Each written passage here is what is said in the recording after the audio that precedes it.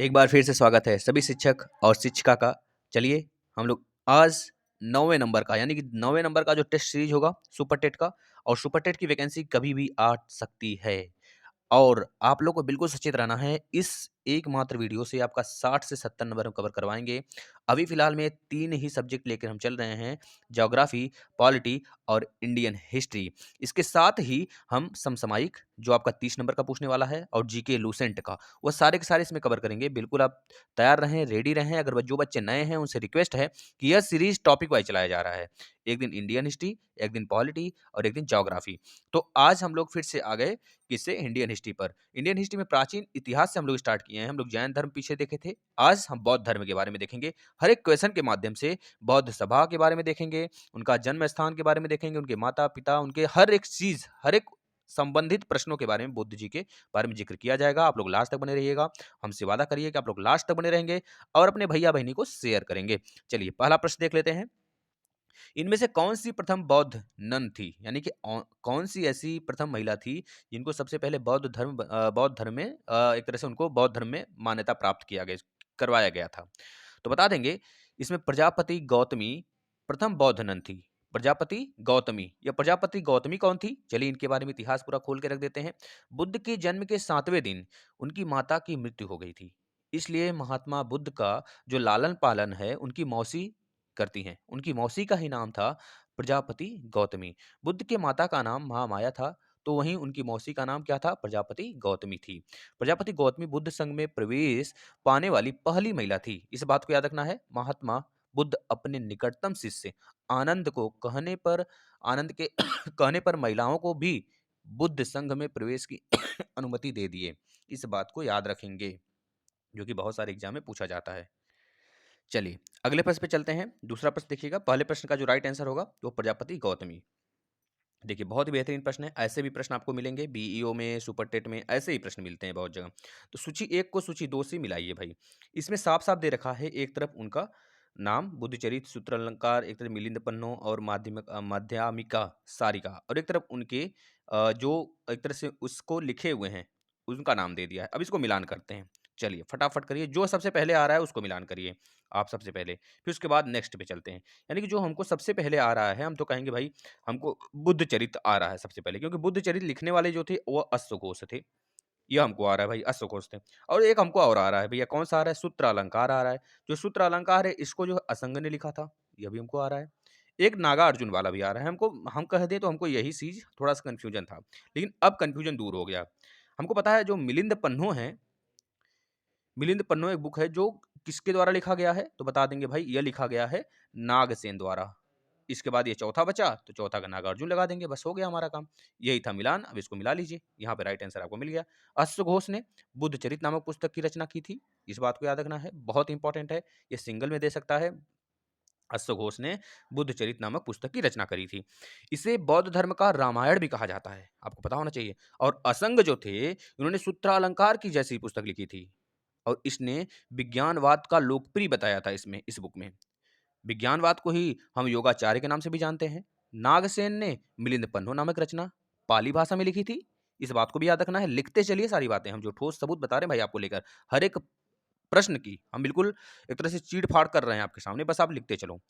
इस पुस्तक में जो आपका मिलिंद पन्नो था, इस पुस्तक में हिंद यवन शासक मिलिंद एवं नागसेन के बीच वाद संवाद का वर्णन किया गया है। तो पूछ लिया जाता है, जो आपके मिलिंद हैं और नागसेन हैं, किस बुक में इनके वाद संवाद का वर्णन है? तो आप बता देंगे मिलिंद पन्नो में। नागार्जुन के मध्यमिका कारिका जैसी पुस्तक की रचना इन्होंने किया था। कौन किया था? नागार्जुन के। और इसमें क्या ज़िक्र किया गया था? इसे भारत का आइंस्टीन कहा जाता है। इस बात को याद रखना, बहुत ज़्यादा इंपॉर्टेंट है साथी। चलिए अगले प्रश्न पे चलते हैं। बुद्ध धर्म बुद्ध द्वारा बुद्ध द्वारा सिखाए गए 4 सत्यों में से इनमें से कौन-सा एक नहीं है? 4 सत्यों में से एक इसमें से कौन-सा नहीं है? बताना है। संसार में दुःख भरा है, संसार दुखों से भरा है। ये भी एक सत्य सत्य था, जो कि बौद्ध धर्म में बताया गया था। इच्छाएँ सारे दुखों का कारण है, ये भी चाहिए भाई। इच्छा करेंगे जितना, उतना ज़्यादा दुःख मिलता चला जाएगा। यदि इच्छाओं पर विजय पा लें तो दुःख दूर हो सकता है। बिल्कुल, ये भी मतलब सभी सत्य हैं इसमें, सभी सत्य बता देंगे। यानी बुद्ध द्वारा सिखाए गए 4 सत्यों में शामिल थे। यह संसार दुःख से भरा है, पहला। दूसरा था इच्छाएँ, इच्छाएँ ही सारी दुखों का कारण हैं। और तीसरा, यदि इच्छाओं पर विजय पा लें तो दुःख दूर हो सकता है। और चौथा क्या था भाई? 14 कोई बता सकता है? इस प्रकार महात्मा बुद्ध के उपदेशों में 4 आर्य सत्य थे। दुःख दुःख दुःख, उसके बाद दुःख समुदाय, उसके बाद दुःख निरोध और चौथा क्या था? दुःख निरोधगामी प्रतिपदा। इस बात को याद रखेंगे, ये चारों के चारों इनके थे। अगला, इनमें से कौन-सा जोड़ा सही है? बताना है कौन-सा जोड़ा सही है? सभी आप लोग बता सकते हैं। देखिए, सारनाथ में क्या हुआ था, लुम्बिनी में क्या हुआ था, बोधगया में, कुशीनगर में, ये सबको पता है, लेकिन बस मिलान कर लीजिए, आप ही बता दीजिए कौन-सा इसमें सत्य है। जो सत्य है इसमें, वो कुशीनगर में बुद्ध जी का मृत्यु स्थल है। बस ये बात इसमें सत्य है और सबका सब झूठा है। सबका सब इधर-उधर करके दिया है। यानी सारनाथ में उनकी पहली, एक तरह से उन्होंने पहला अपना उपदेश दिया था भाई, पहला उपदेश सारनाथ में दिया था, तो पहला उपदेश कहाँ इसमें है ही नहीं। बस लुम्बिनी में क्या हुआ था, उनका जन्म हुआ था और बोधगया में उनको ज्ञान की प्राप्ति हुई थी। ये बातें आपको पता होना चाहिए सारी की सारी। अब देख लो सारी चीज़ें। चलिए अगले प्रश्न में चलते हैं।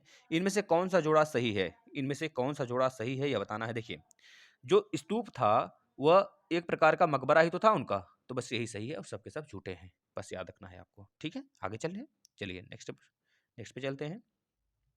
भारत में प्रथम बार महायान बौद्ध ने आदर्श पूजा का अभ्यास प्रारंभ किया। इन्होंने कब ये अभ्यास प्रारंभ किया? कब प्रारंभ किया? किस शताब्दी में? आपको यह बताना है। देखिए भाई, यहाँ पे चौथी चौथी दो बार आ गया है, तो इसका राइट आंसर चौथी तो होगा नहीं। जाहिर सी बात है, हो सकता है कंफ्यूजन के लिए कोई ऐसे कर दे, लेकिन हमसे मिसप्रिंट हुआ है यह चीज़, है ना? माफी चाहते हैं, आगे से सुधारेंगे।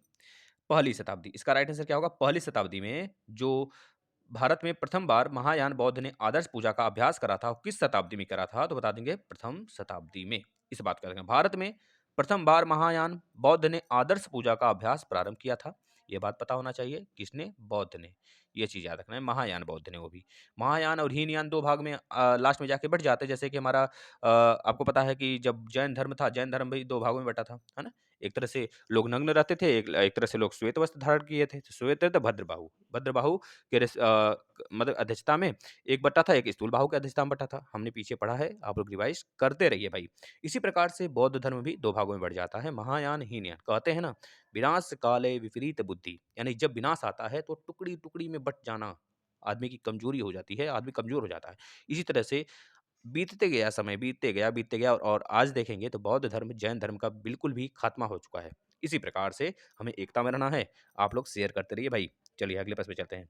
सुमिलित कीजिए, बहुत ही बेहतरीन प्रश्न है। इसमें सब कुछ देख लें, सब कुछ जिक्र हो जाएगा। किसके चाचा थे, उनके चाचा का नाम क्या था, मामा का नाम क्या था, बुआ का नाम क्या था, सब कुछ जिक्र हो जाएगा भाई। देखते चलो बस आप। चलिए, देखिए शुद्धोधन कौन थे? शुद्धोधन कौन थे भैया बुद्ध जी के? तो बताएंगे भैया, शुद्धोधन जो थे उनके बुद्ध के पिता थे। बुद्ध के पिता का नाम शुद्धोधन था भाई, सबको पता है। सिद्धार्थ कौन थे भाई? सिद्धार्थ कौन थे? सिद्धार्थ जो थे, बुद्ध का वास्तविक नाम था। बुद्ध का वास्तविक नाम क्या था? सिद्धार्थ था। अलार कलाम कौन थे? लिखते चलिए आप। अलार कलाम कौन थे? वह संत जिसने बुद्ध को ध्यान से खाया नहीं भाई, यहाँ पर ध्यान सिखाया होना चाहिए, ध्यान सिखाया होना चाहिए ना। अलार कलाम जो थे उनके गुरु थे, जिन्होंने उनको ध्यान सिखाया। बस ये याद रखना है। देवदत्त कौन थे भैया? देवदत्त उनके जो है बुद्ध के चचेरे भाई थे। याद रखना है, बुद्ध के चचेरे भाई देवदत्त थे। राहुल कौन थे भाई? राहुल उनके बेटे थे भाई, बेटे थे भैया। अगर यशोधरा की बात करें, यशोधरा इनकी पत्नी थी। यशोदा नहीं, यशोधरा। याद रखें, यशोदा तो उनकी माता थी, किसकी? जैन धर्म में, याद रखना है। लेकिन यशोधरा इनकी पत्नी थी, किसकी? बौद्ध बुद्ध जी की। और महामाया इनकी माता थी। इस बात को याद रखना है आपको। चलिए अगले प्रश्न पे चलते हैं। और आपको पता है प्रजापति गौतमी इनकी मौसी थी, जो पहली नन थी जो बुद्ध धर्म में बुद्ध को अपनाई थी। पहली महिला बुद्ध को अपनाने वाली प्रजापति गौतमी इनकी मौसी। अब बताइए भैया, वो मोस्ट इंपॉर्टेंट है, देखिए। पहला बौद्ध संघ थी, दूसरा बौद्ध संघ थी, तीसरा बौद्ध संघ थी, चौथा बौद्ध संघ थी। हम आपको ट्रिक बताते हैं, देखिए। हम आपको ट्रिक बताते हैं ना। पहले इसको मिलान कर लेते हैं, फिर हम आपको ट्रिक बताते हैं। ध्यान से सुनिएगा और लास्ट तक बने रहिएगा भाई। चलिए, देखिए, जो पहला बौद्ध संघ था वो गिरिव्रज में हुआ था। कहाँ हुआ था? गिरिव्रज में हुआ था। इस बात को याद रखना है। पहला बौद्ध संघ थी गिरिव्रज में, दूसरा वैशाली में। दूसरा कहाँ पे हुआ था भाई? वैशाली में हुआ था। वैशाली याद रखना है। अब अच्छा, पहला कब हुआ था? 483 ईसा पूर्व में हुआ था। यह बात भी याद रखेंगे। 483 ईसा पूर्व में हुआ था। किसके समय हुआ था? अजात शत्रु के समय हुआ था। किसके समय? अजात शत्रु के समय हुआ था। अजात शत्रु के समय अध्यक्षता कौन किया था? महाकश्यप ने किया था। इस बात को याद रखना है। और दूसरा जो हुआ था, यह कब हुआ था? कहाँ हुआ था? पहले वैशाली में हुआ था। कब हुआ था? तो 383, 483 से 100 कम कर दीजिए, 300 मतलब 100 आगे आ जाइए। 383 ईसा पूर्व में हुआ था। अब अच्छा, इस समय कौन इसके मतलब कौन राजा था इस समय? तो बताएंगे, इस समय कालाशोक राजा था। कालाशोक जो राजा था इस समय, उसके समय अध्यक्षता किसने किया था? साबक मीर ने किया था। इस बात को याद रखना है। तीसरी बौद्ध संघ थी भाई, कहाँ पर हुआ था? ए के इस तरह हमने याद किया है। हमने याद किया ए के मतलब ए फॉर अजातशत्रु, के फॉर कालाशोका, ए फॉर फिर से अशोक और के फॉर कनिष्क। इस तरह से चारों राजा थे जो कि पहला, दूसरा, तीसरा, चौथा बौद्ध संगति में राजा बने थे। इस बात को याद रखना है। दूसरी बौद्ध संगति हो गई। तीसरी अच्छा कहाँ पे हुई थी? लास्ट वाला जो था वो तो कश्मीर में हुआ था। इस बात को याद रखना है। लास्ट वाला जो था वो तो कश्मीर में हुआ था। ये पहली शताब्दी में हुआ था। पहली शताब्दी में हुआ था चौथा वाला, जिसके समय हमारे जो आपके कनिष्क थे वो राजा बने थे। और अध्यक्षता किसने किया था? बता देंगे। अध्यक्षता वसुमित्र किए थे और उस समय उपाध्यक्ष कौन थे? अश्वघोष थे। अब बचा तीसरा, तो तीसरा भैया कहाँ पे होगा? पाटलिपुत्र में होगा। पाटलिपुत्र कहाँ है? वही आज का बिहार वगैरह मिलाकर पाटलिपुत्र था। तो याद रखेंगे पाटलिपुत्र में। अच्छा कब हुआ था? 251 ईसा पूर्व में हुआ था मित्र, याद रखना है। और इसके समय राजा कौन थे? अशोक थे। तीसरे के समय अशोक थे। 251 आपको पता है। 200 किस समय वो हुआ था आपका, क्या बोलते हैं, 260 के आसपास में, 260 या 261, सॉरी 261 के आसपास में आपको पता है कि आपका कलिंग की लड़ाई हुई थी, है ना? बुद्ध का हृदय परिवर्तन हुआ, सॉरी अशोक का जो हृदय परिवर्तन हुआ था, वो बाद में बौद्ध धर्म में शामिल हो जाते हैं। उनका जाकर कह लीजिए कि अपने जो गुरु थे उनके रिस्पेक्ट में उनके मतलब कि एक तरह से आदर्शों पर चलते हैं और बाद में उनका श्रवण बेलगोला कर्नाटक में उनकी एक तरह से कह लीजिए कि भूखे वो अपना प्राण त्याग देते हैं। इस बात को याद रखना है। चंद्रगिरी पहाड़ी पर, यह बात भी पूछा जाता है। चलिए, गौतम बुद्ध ने अपनी मृत्यु के उपरांत बौद्ध संघ के नेतृत्व के लिए निम्न में से किसे नामित किया था? भाई किसी को नहीं नामित किया था। इस बात को याद रखना, उन्होंने किसी को नामित नहीं किया था मित्र। यह प्रश्न बहुत बार बनता है। उन्होंने किसी को नामित नहीं किया था। भाई हमारे मरने के बाद कोई हमारा बौद्ध धर्म आगे नहीं चलाएगा। हाँ, यह कह सकते हैं आनंद जो थे महात्मा बुद्ध का निकटतम शिष्य थे। इसी के कहने पर महात्मा बुद्ध ने महिलाओं में से किसी एक महिला को या फिर महिलाओं को अनुमति दिया कि बुद्ध धर्म में आप भी आ सकती हैं। क्योंकि यहाँ पर एक तरह से भद्रबाहु मतलब कि जैनों की तरह नहीं था सिस्टम, है ना? बुद्ध संघ में प्रवेश पाने वाली सबसे महिला हमने बताया प्रजापति गौतमी, जो इन्हीं की मौसी थी। महिलाओं को बौद्ध संघ में प्रवेश देने के बाद महात्मा बुद्ध ने कहा था, इससे बौद्ध धर्म की आयु 500 वर्ष कम हो जाएगी। कितनी? 500 वर्ष कम हो गई। याद रखना मित्र, ये बात किसने बोला था? महात्मा बुद्ध जी ने बोला था। महात्मा बुद्ध ने अपना पहला धर्म चक्र परिवर्तन किस स्थान पर दिया था भाई? ये तो मोस्ट इंपॉर्टेंट भाई। पहला धर्म चक्र परिवर्तन सारनाथ में दिया था। सारनाथ कहाँ भैया? बनारस, आज का बनारस है। आपको पता होना चाहिए। महात्मा बुद्ध ने अपना पहला धर्म चक्र परिवर्तन सारनाथ में दिया था। महात्मा बुद्ध ने अपना पहला उपदेश भी सारनाथ में उन 5 ब्राह्मण साथियों को दिया था जो उनका साथ छोड़ दिए थे। याद रखना, महात्मा बुद्ध ने अपना उपदेश पाली भाषा में दिया था। ये बात भी बहुत पूछा जाता है, किस भाषा में? पाली भाषा में। बुद्ध धर्म के ग्रंथ पाली भाषा में ही लिखे गए थे सारे के सारे, क्योंकि उनका उपदेश भी पाली भाषा में था। इस तरह से ट्रिक बना लेंगे। महात्मा बुद्ध शाक्य कुल से थे, जैसे कि हम लोग पढ़े थे। जो जैन से वो किस वंश के थे? आप खुद बताओ। जैन थे, महावीर स्वामी थे, किस वंश के थे? इसी प्रकार से इनकी बात करें बौद्ध जी, तो ये हमारे शाक्य वंश के थे। महात्मा बुद्ध का जो बचपन का नाम था सिद्धार्थ था। हमने सारा का सारा सब कुछ बता दिया। बताओ क्या रह गया इसमें? बोधिसत्व का धर्म कहते हैं। बोधिसत्वों का धर्म किसे कहते हैं भाई? महायान को कहते हैं। देखिए हीनयान महायान था, लेकिन इसमें जो महायान वाला था ना पोर्शन, उसे क्या कहते हैं? बोधिसत्व का धर्म कहते हैं। बोधिसत्वों का धर्म महायान को कहते हैं। कनिष्क के शासन काल में प्रथम शताब्दी ईसा पूर्व में चतुर्थ बौद्ध सभा के आयोजन कश्मीर के कुंडल वन में हुआ था।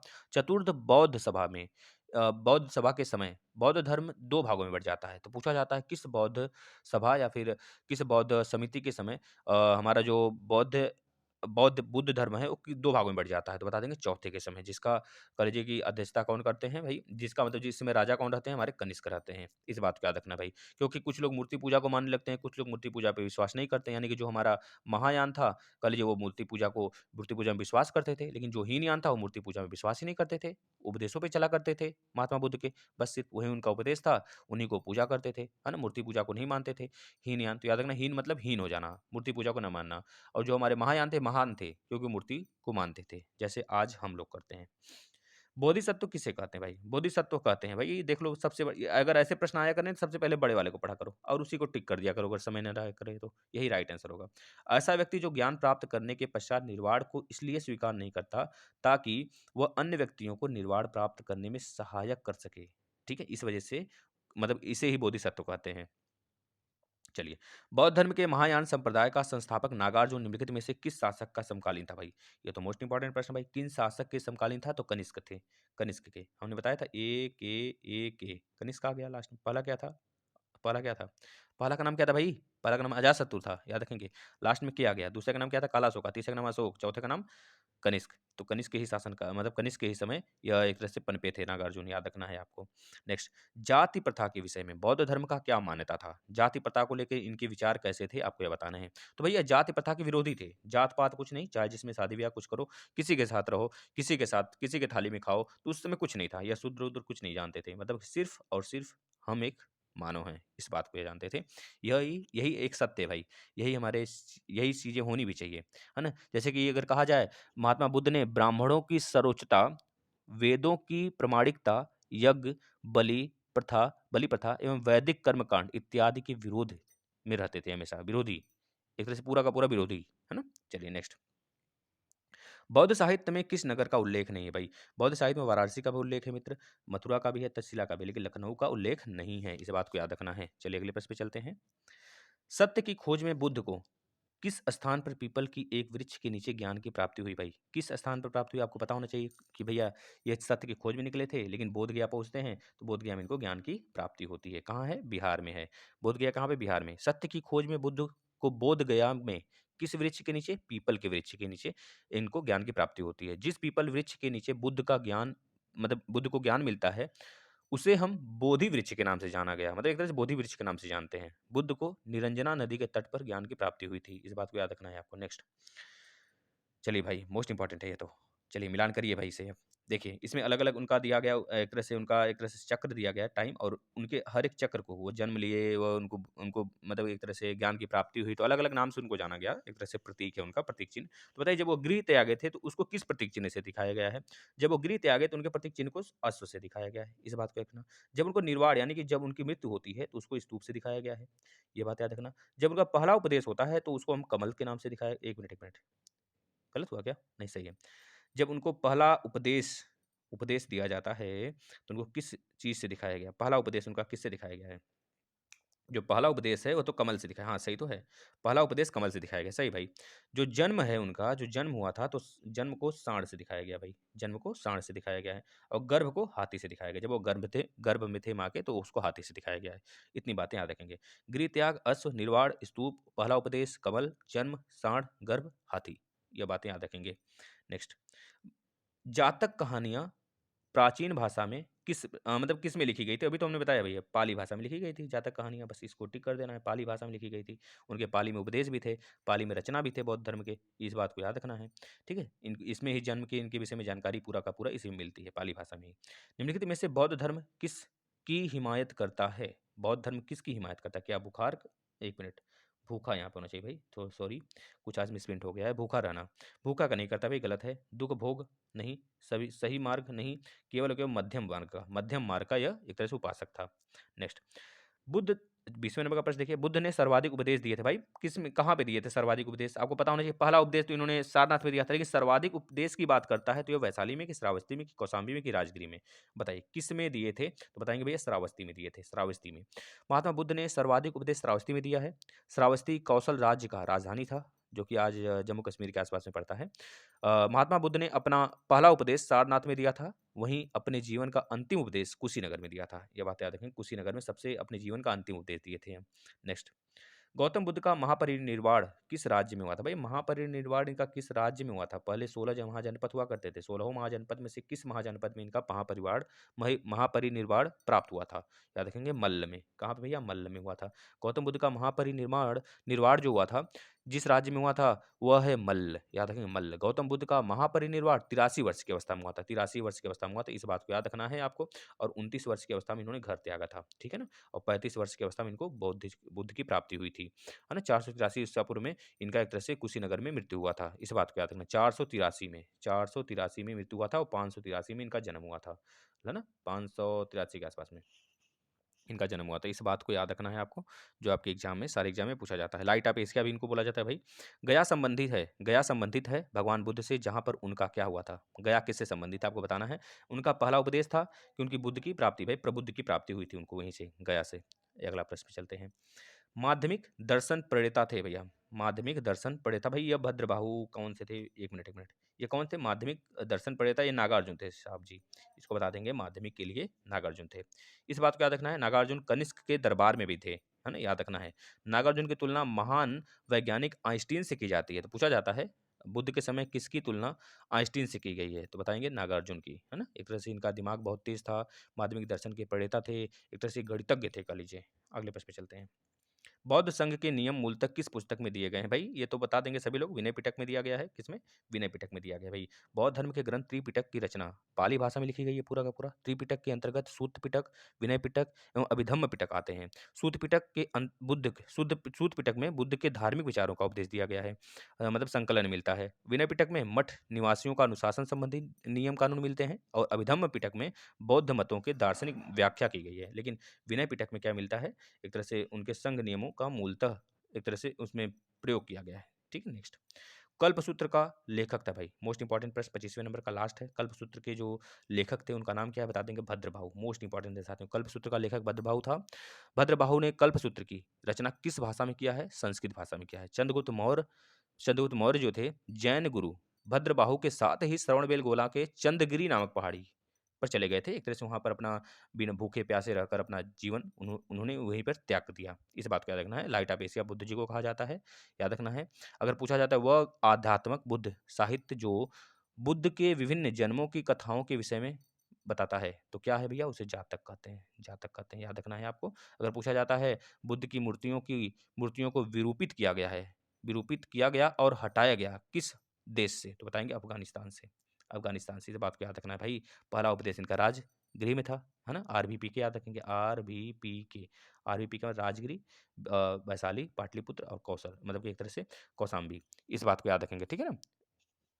राजगिरी, वैशाली और पाटलिपुत्र और कौशाम्बी। इसमें ये लोग क्या मतलब एक तरह से चारों का चारों इनका बौद्ध संगति हुई थी, ठीक है? जातक एक बुद्ध साहित्य है, तो बुद्ध के पूर्व जन्मों की कथाओं उसमें लिखा गया है जातक में, है ना? ये सारी बातें हैं। जातक एक तरह से बुद्ध साहित्य है जिसमें कि बुद्ध के पूर्व जन्मों की कथा के बारे में पूरा का पूरा उसमें बाँचा गया है। इतनी बातें याद रखेंगे भैया। बौद्ध परिषद का आयोजन स्थल कहाँ पे था? तो बताएँगे पहला बौद्ध परिषद था उसका आयोजन स्थल राजगिरी था। ये बहुत बार प्रश्न पूछा गया है आपसे। तो इतनी बातें थी। अगर आपको अच्छा लगा सेशन तो शेयर करिएगा और डेली फॉलो करिए। प्लीज़ रिक्वेस्ट है, डेली फॉलो करिए। अभी एक बार रिवाइज़ करिए, जैसे एग्ज़ाम आता है फिर से रिवाइज़ करिएगा, इससे बाहर प्रश्न नहीं आएँगे, ठीक है? धन्यवाद। अपने मित्रों को भी जोड़ने की कोशिश किया करें, जिससे उनको भी हेल्प मिल सके। धन्यवाद।